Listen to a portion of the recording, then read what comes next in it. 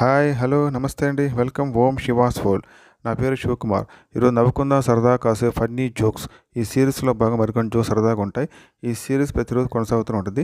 ఇందులో భాగం మరికొన్ని jokes. So please subscribe and like my channel ఓం శివాస్ ఫోల్. Please subscribe and share the channel. Please subscribe. ప్రతిరోజు సరదాగా నవ్వుకుంటే ఆరోగ్యానికి ఎంతో మంచిది. రాము, నేను ఎప్పుడు జయప్రద వాడే లక్స్ సబ్బే వాడుతాను. రంగా, నేను చచ్చినా ఒకరు వాడిన సబ్బు వాడను. నా సబ్బు నేనే వాడుకుంటాను. అదేమిట్రా, ఆ గాయకుడు పాడినంతసేపు కళ్ళు మూసుకునే పాడుతున్నాడు. పాపం శ్రోతలమైన మన బాధ చూడలేక. టీచర్, లడ్డు, నువ్వు పెద్దయ్యాక ఏమవ్వాలనుకుంటున్నావు? లడ్డు, ఫాదర్ కావాలనుకుంటున్నాను టీచర్. టీచర్, ఓహో చర్చి ఫాదరా? లడ్డు, కాదు టీచర్, ఫ్యామిలీ ఫాదర్.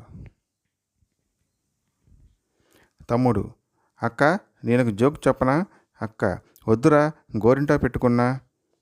తమ్ముడు, దానికి దీనికి ఏమిటి సంబంధం? అక్క, నీ జోక్ కితకితలు పెట్టుకుంటే కానీ నవ్వు రాదు కదరా.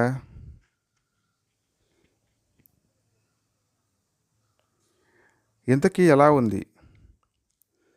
ఒక అన్నయ్యకి తమ్ముడు హఠాత్తుగా ఫోన్ చేసి మన పెంపుడు కుక్క చనిపోయింది అన్నయ్య అని చెప్పాడు. అన్నయ్య అది తట్టుకోలేక కళ్ళు తిరిగి కింద పడిపోయాడు. తేరుకున్నాక అది ఎలా చనిపోయిందో తెలుసుకున్న తర్వాత తమ్ముడితో చావు విషయాలు అలా ఒకేసారి చెప్పకూడదు. ముందుగా గోడ ఎక్కిందని, పడిపోయిందని, దెబ్బ తగిలిందని, చివరకు చనిపోయిందని నిదానంగా చెప్పాలి. అర్థమైందా? ఇంతకీ మన బామ్మ ఎలా ఉందిరా? తమ్ముడు, గోడ ఎక్కింది.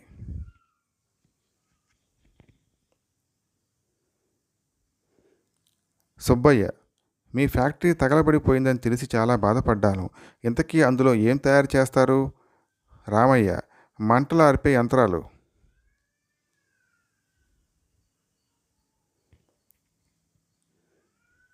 ఇది మన ట్రైనేనా? కాదు, భారత ప్రభుత్వానిది. అరే, వేలాకోలంగా ఉందా? దీంతో మనం విజయవాడ వెళ్ళొచ్చా అని అడుగుతున్నా. కష్టం, ఇంత పెద్ద ట్రైన్ మనం మోసుకెళ్ళలేము.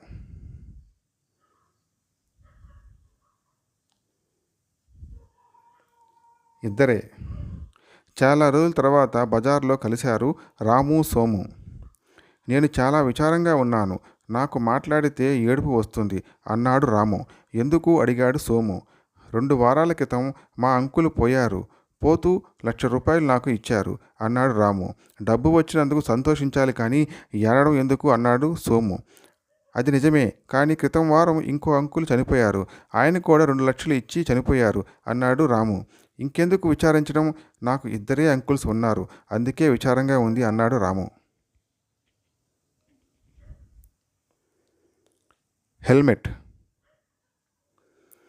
హెల్మెట్ పోయిందని కొత్తది కొనడానికి ఒక షాపుకి వచ్చాడు ప్రొఫెసర్.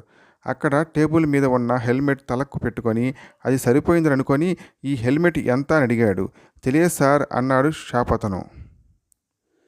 రేటు తెలియనప్పుడు ఎందుకు దీన్ని బలపై పెట్టావు అన్నాడు కోపంగా. అది మీదే సార్, ఇందాక మీ ఫ్రెండ్తో వచ్చినప్పుడు దాన్ని అక్కడ పెట్టి వెళ్ళిపోయారు అంటూ విషయం చెప్పాడు షాప్ అతను.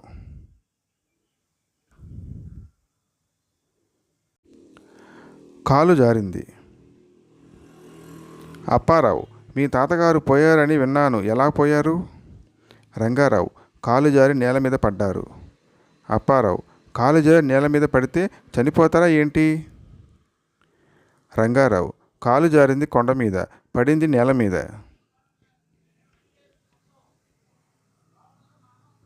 So please subscribe and like my channel Om Shiva's Fold for upcoming videos. Please subscribe and share this channel. Please subscribe. Thanks for watching. Thank you.